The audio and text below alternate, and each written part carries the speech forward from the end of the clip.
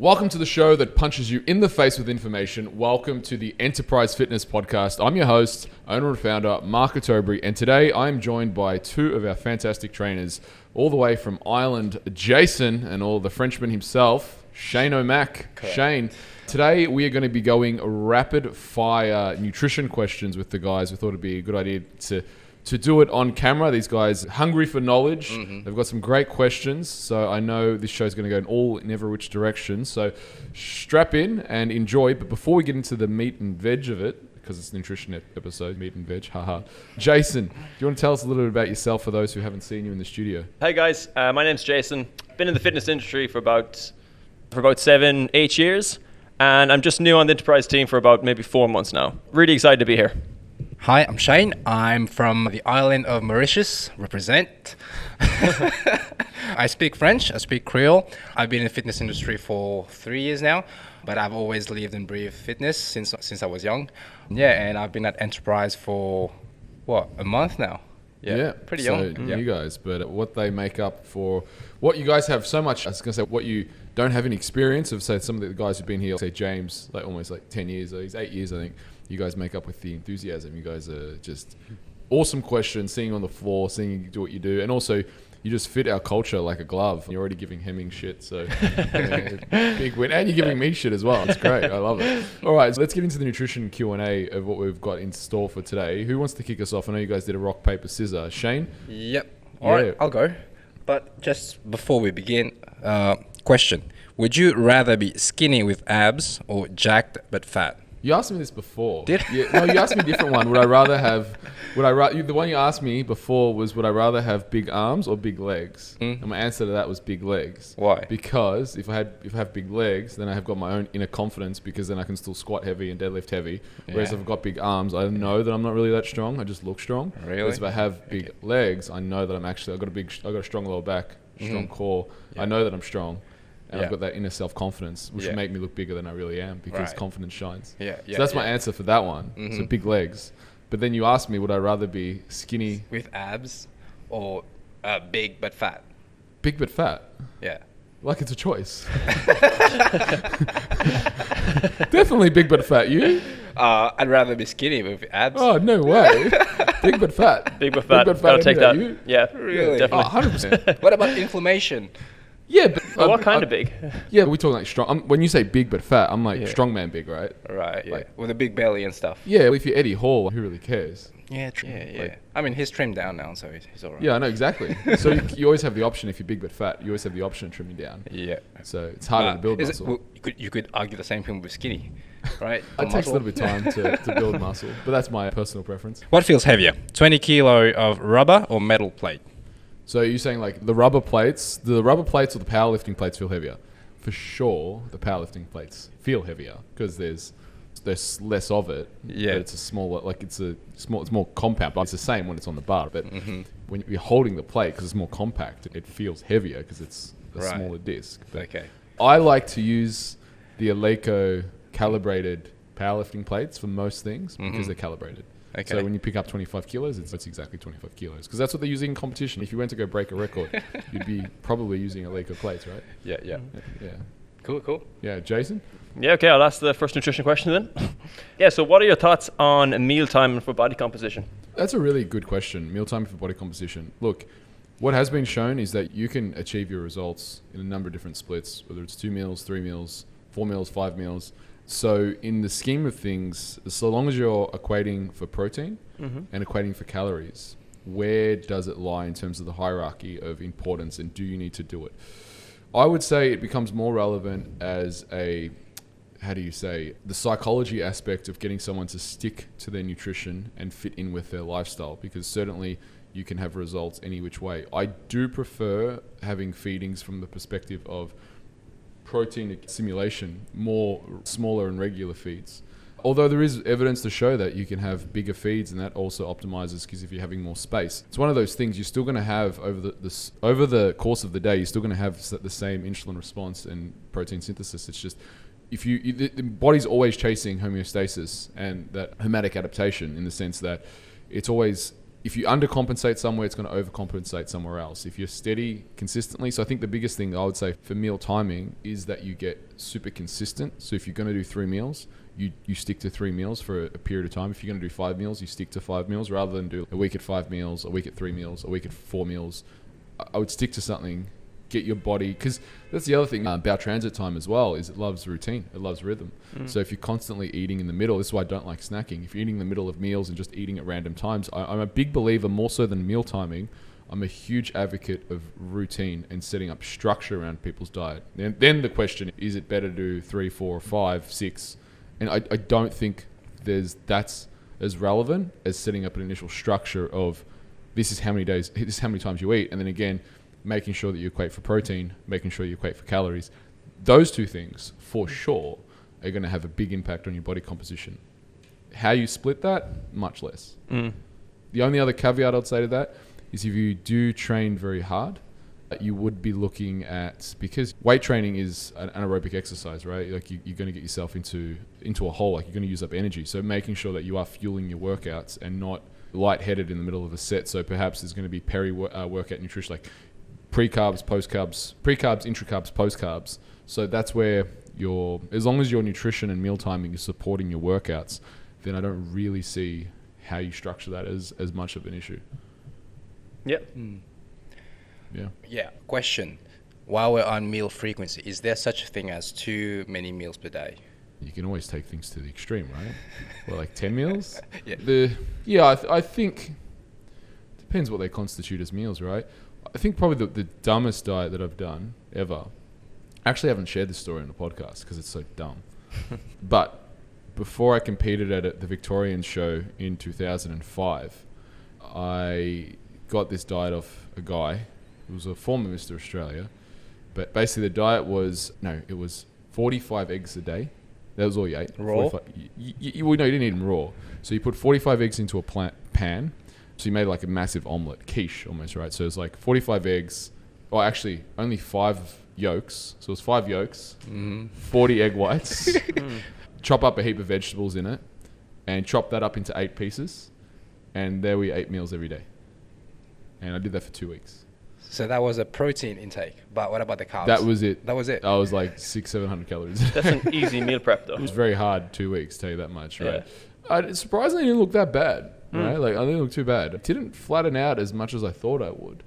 I did push. I felt like crap every day and trying to train and all the rest of it. Yeah. That was hard. I think the thing is, in terms of meal, it's like, why? And I've done the whole thing like when I was younger in my teens, eating in the middle of the night kind of thing to try and... The metabolism. Sorry? Stoke the metabolism. Yeah, stoke the metabolism, get more protein in, get more food in. All that's just silly, right? It's all like bro science and silly stuff, which I did when I was hardcore. Because I went hardcore on bodybuilding, right? It was... That's what you did. I just don't think... I think it's not a big rock, it's a little pebble at best. And the routine aspect of it is what you need. And can you eat 2 meals? Yeah, certainly you can upset... thing that you want to ask is what's best for your digestion, and digestion is somewhat measurable in the sense that do you poop regularly, and how is your poop? Do you pass it? Do you have a lot of stools? Like a lot of bodybuilders, they fart like troopers and they can't stop farting. Dude, that's not normal. You're eating too much protein or you're having too much fiber. There's something wrong with your nutrition, because healthy people look good, but there's a lot of people who look good that aren't healthy. In that case, I would say certainly you want to use the feedback of what is actually happening digestively in your workouts, how you feel. Because who wants to go to the gym and be farting the whole time? Who wants to go anywhere and be farting? It's not comfortable for the person. It's not comfortable for people around you. But it's an indicator to say that something that you're doing in your nutrition plan is not working. Like you're pushing this too much and your body's now rejecting it. I think the answers around these things, how many meals to eat, how many meals not to eat, I think there is nuance depending on the person, for example, and what causes digestive distress. But I think stopping and getting that biofeedback of what is happening for you tells a lot more. I know, like, I'm usually optimal about it's not really 5 meals. Like I have 3 proper meals, and 2 of them a shake and a dessert, which is like berries and nut butter. I wouldn't really call that last meal a meal, because all I'm eating is berries and nut butter. It's like kind of after dinner kind of dessert replacing the shake that I was having, right? And one of them's a shake. So I have 3 proper meals. I know that that's good for me, right? That I'm happy. I'm not hungry. I don't have gas. Digestion's good. Bowel movements are good. Now, that's not going to work for everyone. Some people may they may crash and may need to eat more regularly. Others, they might be good with 3 meals. So there isn't I think people want a hard answer to that. And the truth is, like, it's biofeedback. That's what's going to give you the answer. Yeah. Yeah. Jason.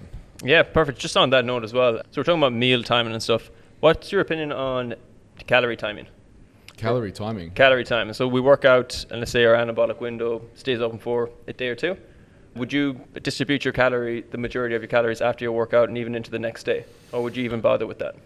Yeah, so this is really another interesting question, because if you look at that, Mario De Pasquale, he wrote the anabolic window, and he's a very smart guy, and probably he's a bit older. He's like 90s, 2000s. He's a bit older now. I think he's in his 60s, 70s. And he was friends with my mentor, Charles Poliquin.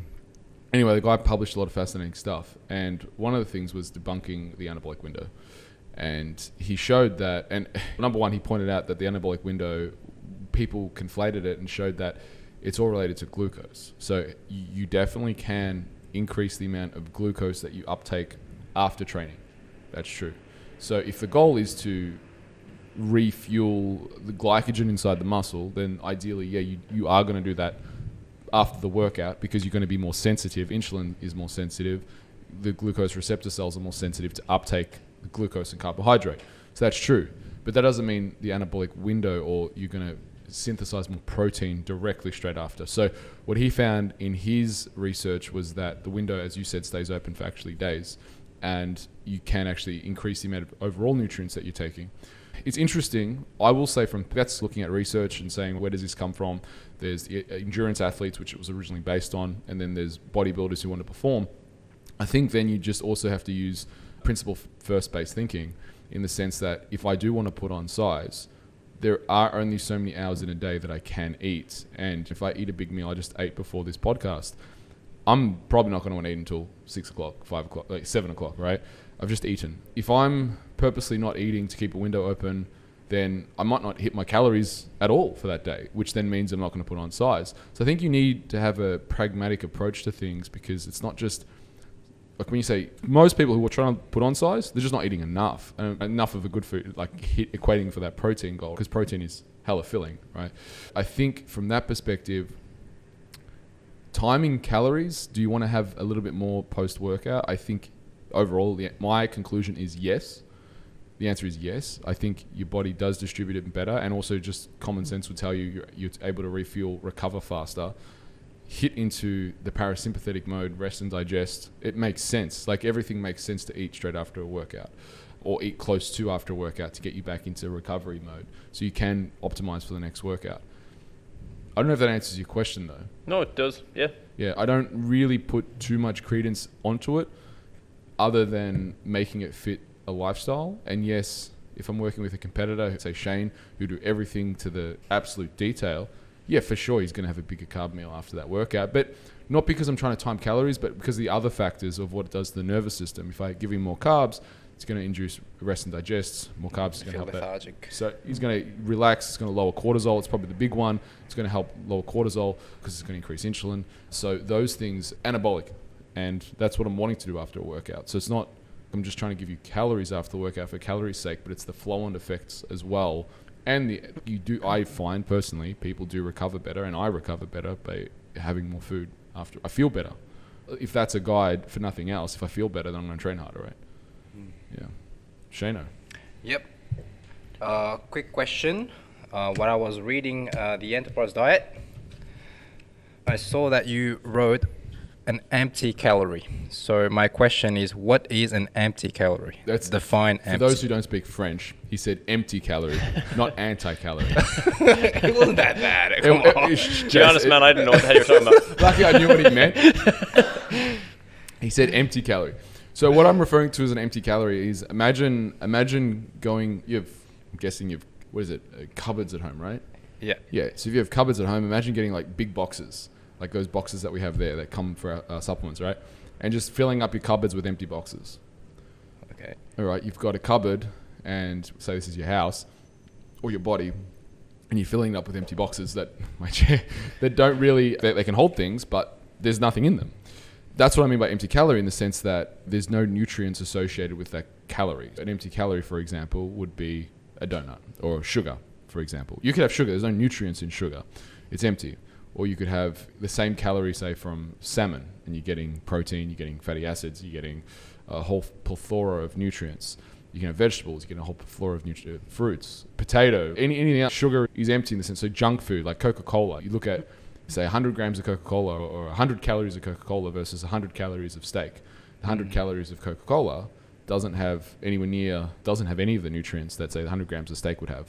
So that's what I mean by empty calories. Imagine going on the concept that I wrote very early in my career was about calorie budgeting. So if you're on a budget and you earn, say, $100 a week, the first thing you're going to buy is not designer jeans, right? Yeah. Designer jeans is the last thing that you're going to buy. For $100, you're going to budget, you're going to buy food, because that's you need to be on a budget because you're going to get a lot more from your food. So in this case, you can equate it to designer jeans would be the empty calorie here. It's not an essential thing. That's what I mean by empty calories. Does that answer your question? So if I try to actively listen, is that sugar without the nutrients that it brings is empty? And Yes. you could say the same thing for fats. If you're eating a very fatty thing, but it doesn't have much micronutrients, then it's empty. Yeah, so if you compare, say, margarine to butter. So margarine is empty compared to butter, which has your vitamin A, D, K, E, or your fats, a much better array of fats. The only way margarine, by the way, has fat-soluble vitamins is if they fortify it. If they don't fortify it, it doesn't have it in it. So it's a good example. If you compared butter, 100 calories of butter to 100 calories of margarine, there is 1,000 times more nutrients in that butter than there is in margarine. So you're definitely better off having the 100 calories of butter over margarine every day of the week. Yeah. Right. So I think where the industry eats itself is the whole thing of a calorie is a calorie or a calorie is not a calorie. If it fits your macro? Yeah, if it fits your macro, because I think, and I do talk about this in my book too, the section around, I think it's chapter 3, where I talk about the researchers and scientists versus coaches and practitioners. And what I say in it basically is your scientist is always asking why something works. And your practitioner just wants to know, and your coach just wants to know what works and how. It doesn't really care why so much it works. So if something works, it works and everyone's happy, right? But science will always have questions as to why something works. And I think sometimes the danger is coaches overdo their advice. Let's say, for example, eliminate all carbohydrates. Yes, you're going to have results on that, but then science will quickly point out that you don't need to eliminate carbohydrates to get a result. The reason why people get the result is because they're on a calorie deficit, right? So it's being able to sort those things out. But my point is with the empty calorie statement, when you say empty calorie to a scientist, their immediate response will be, but a calorie is a calorie. And that's true, but that's not what I'm saying, right? It's like a kilometer is a kilometer. Yes, but a kilometer in the wrong direction isn't going to get you any further towards your goal. Yes, a kilometer is a kilometer, but that's not what I'm saying in that context. In the context saying a calorie is not a calorie. A calorie is not a calorie in the sense that one has nutrients associated with it, one doesn't. It's a unit of measurement. And I think that's where people nitpick, and they nitpick because it's trendy on social media. But if you just use a little bit of common sense, you can understand the fact that a calorie isn't a calorie. If you understand what I'm saying, you can take it as it's just a unit of measurement. But is that really what the person and the intent of what someone is saying?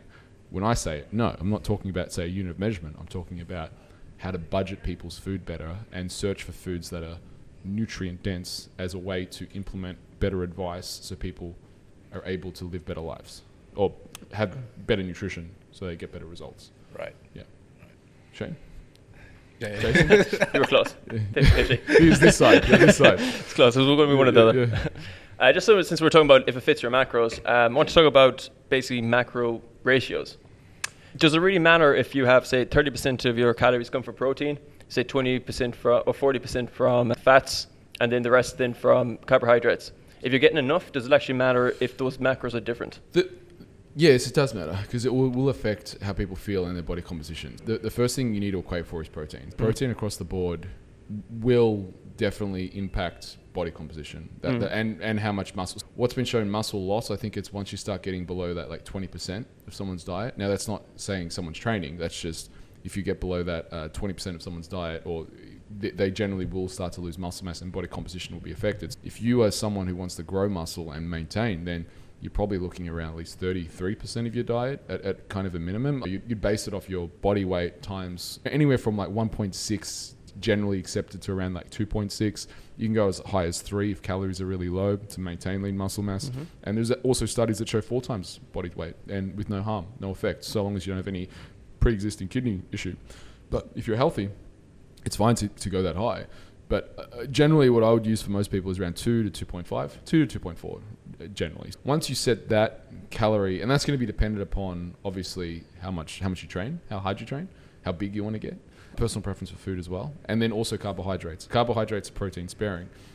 How much, and also then what type of activity are you doing? If you're training with weights, you will be, I would say, most people training with weights will be using a higher carb approach because that's anaerobic exercise.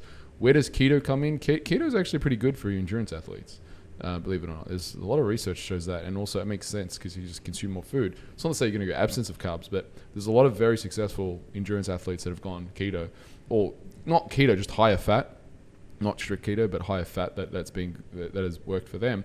And obviously it's something that you don't have to do it that way.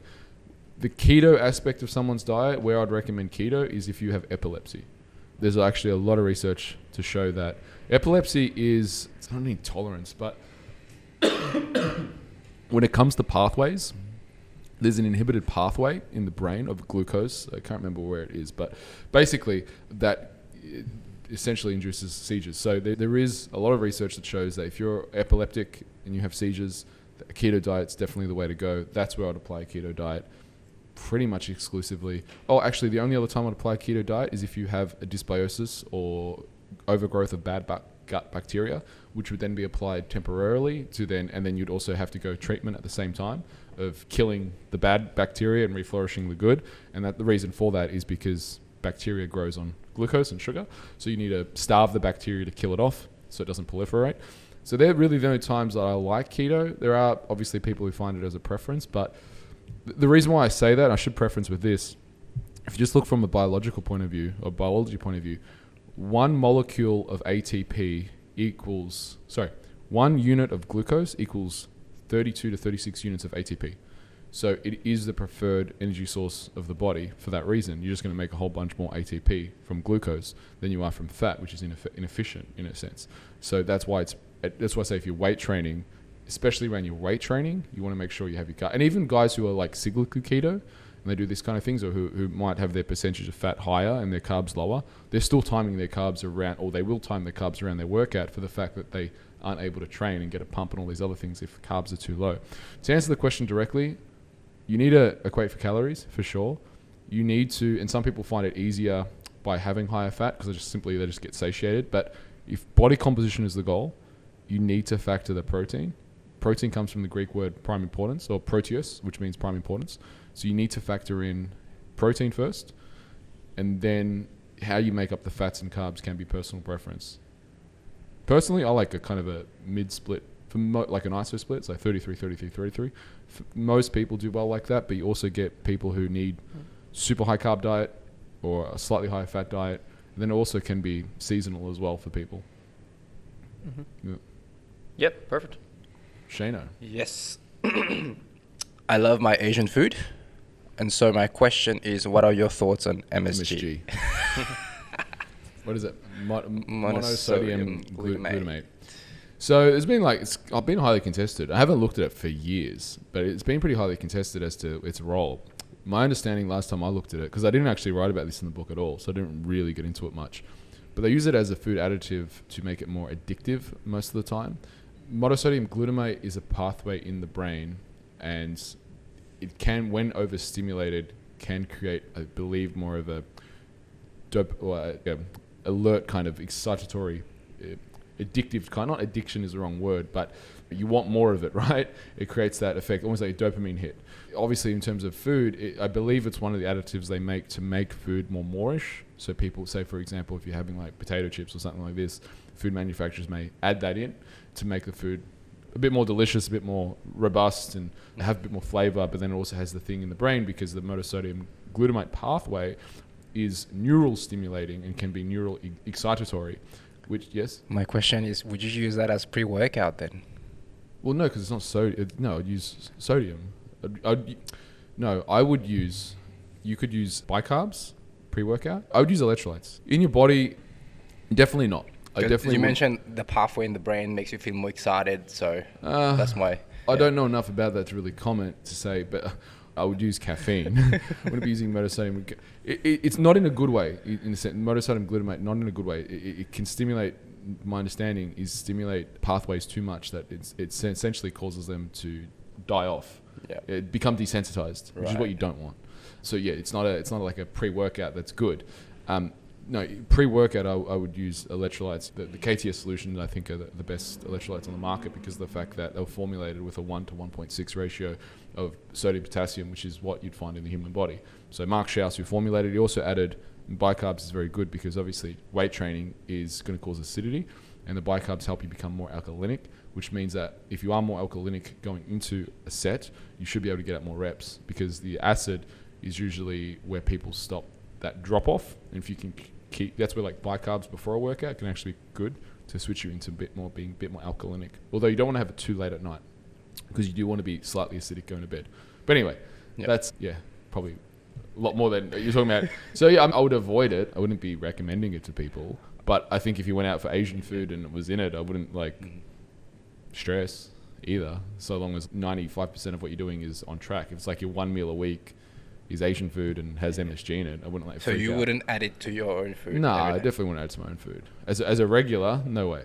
Yeah, I just stick to Celtic sea salt because Celtic sea salt's 70% sodium chloride and then 30% other minerals. That's the grey salt, not pink Himalayan salt, Celtic sea salt. It's a wet grey salt. And because of the fact that the 30% has your trace minerals, and most people like lithium, for example, most people aren't thinking how much lithium do they get. They don't think about it. But if you're low in lithium, it can be a cause of depression, right? And there's battery is low. Sorry, your battery is low. That's true too. I think Apple and Samsung are mining all the world's lithium for everyone, but that's a story, and Tesla as well. That's a story for another day. But the point being, I would look at Celtic sea salt because it has trace minerals. So, I mean, if you're going to salt your food, you might as well get your trace minerals in as well as the sodium, potassium, and everything else. So that would be my preferred. I wouldn't be adding something like MSG every day because, again, anything, I think it's one of those things that there's conjecture around it, but the real conjecture, is it bad? I think the answer is yes. The conjecture is how much. Now that's, anything neural is going to be dose dependent, obviously, and how much is you could have a little bit and someone else could have, I could have, I'm just going to say a small pinch and it could be too much for me. He could have 5 grams and it's fine. You could have it every day. That's everyone's going to have a slightly different limit, right? Mm-hmm. So I think there is that's what the question is: how much for each individual. But by and large, it would be something I would avoid. And yeah. Okay. Yeah. Yep. And there may be other things on that. I don't know. Again, it's not something I've looked at super closely, but that's my understanding of it as of today, asking the question. Yep. Yeah. So maybe next podcast. Yeah, maybe next podcast. Jason? Yeah. So you've mentioned a lot of supplements there. Have you got any supplements that you would recommend to everyone for maximum health? Electrolytes. Just electrolytes? Yeah, and obviously depending how they're formulated. So there's a lot of brands on the market, but my number one supplement, which I don't even classify as a supplement anymore, is electrolytes. KTS Solutions. Shout out to Mark Schaus, who formulated my friend in the States. Sodium, chloride, potassium, magnesium, and you put the bicarbs in it as well. Everyone talks about the cardiovascular system, the respiratory system, the nervous system. One thing that always fails, people don't talk about the electrical system, and that's where everything basically sends signals to each other, which then does have a massive impact on your nervous system as well. Most people are dehydrated. Most people who have the electrolytes for the first time say they taste really salty. It's because they're deficient. If you look at, say, for example, adrenal health, people with adrenal health usually don't have enough sodium. Fixing someone's sodium can also help them with stress. Most people are highly wired and stressed. For me, the electrolytes, the way he formulated them was, as I said before, that 1 to 1.6 or 7 ratio of the human body. No sugar, nothing added. It's a great supplement. So that's always my first. My second, usually magnesium. I don't use it exclusively as a sleep supplement, although if someone does struggle with sleep, I'll definitely go to the Designs for Health night powder because it's got the 3 types of magnesium as well as the precursor to melatonin. What is it? California poppy, I think they've got in there, which works really well and helps people sleep, so you get a double whammy. Look, fish oil for most folks because, look, I don't supplement with fish oil. I do and I don't. I sometimes supplement with it, but it's not something I'm always taking. But for a lot of people who have a whole lot of inflammation or are eating kind of a SAD diet, the standard Australian diet, fish oil is great because the standard diet is this is more like kind of mainstream advice rather than athletic advice, if that makes sense. But the standard Australian diet or American diet, Western diet, has a 1:17 ratio of omega-3 to omega-6. So it's highly inflammatory, basically. So having more omega-3 helps sequester some of that inflammation, helps drive and flip that ratio more favorably into what researchers have found, which is the 1:4 ratio of omega-3 to omega-6. So you do want pro-inflammatory fats. It's just the question is how much, and it's around 1:4. Most people have way too much pro-inflammatory fats. So fish oil would definitely be on my list. Electrolytes, magnesium, fish oil. Probably the other one would be protein powder. And the reason is because most people don't eat enough protein. Yeah, and it's not even really a supplement. It's a food. It's a macronutrient. So I'd be looking at getting enough protein for most people because that's going to have crossover to a lot of things. So my supplement recommendations are pretty simple, but elite is doing the simple things and basic things well and constant. And once you've done, then you see what it is for you that's holding you back, and that's when you can add things. Is it adrenal function? Is it nervous? Do you want a nervous system? Is it cognition? Is it recovery? Because then you go down different paths of what you would support individually for those things. Alrighty, guys, we're almost at time, so maybe one more question each, and then we'll get into.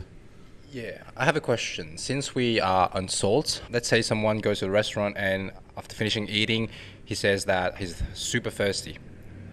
So would that be a good thing that he's feeling thirsty, that he could drink more water to feel more? Are you talking about yourself? Are you asking for a friend? Or I think I'm asking coming from my country. Yeah. Yes, because for us, like a lot of people have hypertension, and every time we go to the restaurant and coming out of the restaurant, like, oh, the food was very salty, and now you're gonna have hypertension, and yeah. So, what are your thoughts? Would that be a good thing? So that would encourage them to drink more water? Really have a strong opinion because I'm not sure. I don't know enough about it. So look, I mean, if you're drinking high quality water, that's a good thing. But maybe lay off how many times you go out a week to eat. Is what I would say. Don't eat foods that's so salty. If you're going out every night and eating super salty foods, and you're having hypertension, that's the writing's on the wall. Yeah. You know, what if you don't have hypertension? And you're going out and eating. And so you're you are eating. talking about you asking for yourself. Man, just drink your water, right? Jason. Yeah, just off his question there, what would you do if what would you do if you were in a position where you had to go out for, say, 3 to 4 or 5 business dinners every week? How would you work that into your fitness regime? Yeah, definitely abstaining from, if this was a client, abstaining from alcohol. Alcohol or just dinners in general? Yeah, so well, number one would be definitely abstaining because a lot of people when they go out for business things, they drink with the meal, and that's where the hidden calories obviously come from. But then when you're having alcohol as well, that's where your decision-making ability goes down. And so do you want dessert? Yeah, I will have dessert. There I would put a pretty hard and fast rule, which would be abstain from alcohol. If this is part of your routine, then when you go out, you don't have a glass of wine with dinner because one glass of wine can very easily turn into 2 and 2 can turn into a bottle. Hard and fast rule, abstain from alcohol if business dinners is part of it. The second thing is, you can generally, wherever you go, you can order meat. Get your steak. Or if you can control where you go, I'd be going to steak places. And whether I order steak or fish or chicken, that would be my prime. And I'd be asking them, even if it's not on the menu, can I have, and I would be equating my protein. So I know for me, it's 250 gram of steak is what would be my average meal. Like if I go out for dinner, then I'll have a 350 gram of steak, but that's not every day. But if I was doing it every day, then I'm definitely going to be asking for a smaller steak. Or I'm not even going to be getting steak. I'm going to be getting fish or chicken. So I'm going to be getting a good serving of protein, and then I'm going to be asking, can I have vegetables with it and some form of carb? And that carb's usually going to be potato. And that would be my dinner. No entree, no dessert. Give me my protein, give me my vegetables, which could be, again, a steak place. You can have salad, you can have vegetables. Give me my carb serving, which would either be rice or potatoes. Generally, the steak place is going to be potatoes. And that would be my meal. And that's what I would just copy and paste. And when I've gone around traveling, that generally is what I gravitate towards, is steak places. And that is almost exactly what I order to manage those things. Yeah. Cool. Perfect. Well, gentlemen, it's been lovely having you both rapid fire with questions. I hope you've all enjoyed this nutrition podcast. Shano, where can people hear more and learn more about you? I'm on Instagram, Shane Fitness, but the A is an 8. Because you're a skater. Correct. So I'm a skater. So my Instagram for my skating is Shane Says Skate. And Jason? I'm also on Instagram, Coach Jason Massey, PT. You can find me there. Thanks. Where can people buy the book if they want to know more? They can buy it at Enterprise Diet. So if you're in Australia, you can buy it at enterprisediet.com. Actually, anywhere international, enterprisediet.com. And you can place your order there. It is on Kindle. So you can go on Amazon and buy it on Kindle. And it is going to be, probably by the time you watch this, it will be on paperback. And then the other it will be on Kindle, as in you can order the paperback on Kindle as well very, very soon. Probably by the time you watch this, it'll be on paperback. And the audio will come eventually. Is it with your voice? It will be with my voice, but I have no idea when it's coming out because it's going to be an awful lot of work. I've got to adapt the whole text to talk it. And obviously we stock them here at Enterprise Fitness. And we stock them here at Enterprise. So you can come into the studio. If you're in Melbourne, come into the studio. I'll give you a signed copy. And Sign copy. And my name is Mark Ottobre. I'm the owner and founder of Enterprise Fitness. Hope you've enjoyed this podcast. Make sure you subscribe to us. And if you could do me a favor, if you could leave a review, it helps so much to get these podcasts heard and seen and recommended by, and even if you introduce one person to it, it'd really help, and also help the person that you're recommending it to get in shape and get the right answers and get them on track. Until next time, folks, eat well, train hard, and supplement smart.